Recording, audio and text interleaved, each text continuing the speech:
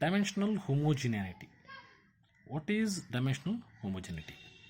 Dimensional homogeneity refers to the dimensions of each terms in an equation on both sides being equal. So dimensions on LHS should be equal to dimensions on the RHS. Then it is called as the dimensional homogeneity. So if the dimensions of each term on both sides of an equations are same, then the equation is known as dimensionally homogeneous equations. So the power of fundamental dimensions, that is L, M and T on both sides of the equations, should be identical for dimensionally homogeneous equation. So if the powers of the fundamental quantities on both sides are equal, then it is called as dimensional homogeneity. Let us take an example of that.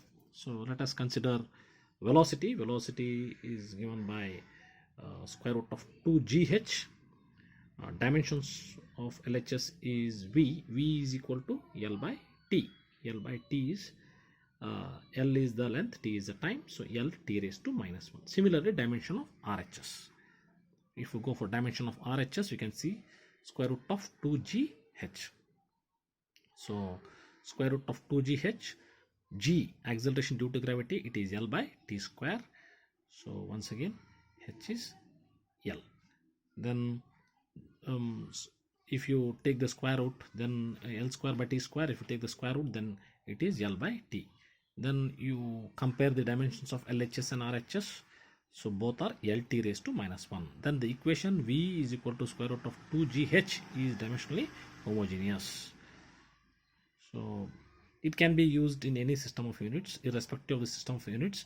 So it will be dimensionally homogeneous, whether you use SI unit or any other FPS or any other units. So it will be similar. So that is called as dimensionally homogeneous. The equation in which the dimensions on both sides are equal, those are called as dimensionally homogeneous equation.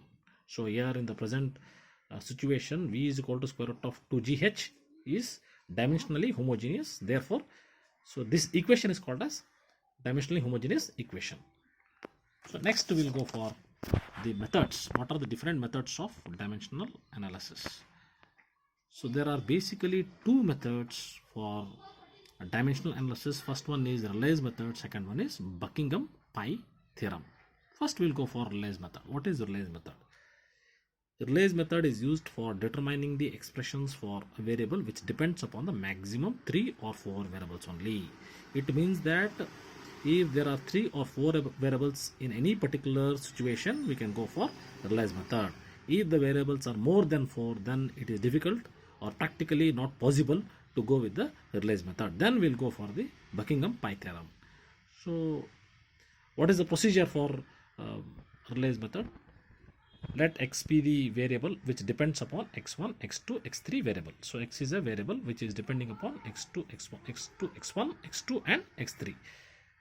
According to Rayleigh's method, x is a function of x1, x2 and x3, and therefore mathematically, so x is a function of x1, x2, x3, because x is dependent on x1, x2, x3. So therefore it can be written as x is equal to function of x1, x2, x3. This can be written as x is equal to k x1 raised to a, x2 raised to b, x3 raised to c, where k is a constant and a, b, c are the powers. So the values of a, b, c are obtained by comparing the powers of fundamental dimensions on both sides. So if you compare the fundamental dimensions on both sides, you get a, b and c. So thus the expression is obtained for dependent variable. So which is the dependent variable? X, which is a function of so x1, x2, x3. So this method is called as the Rayleigh's method.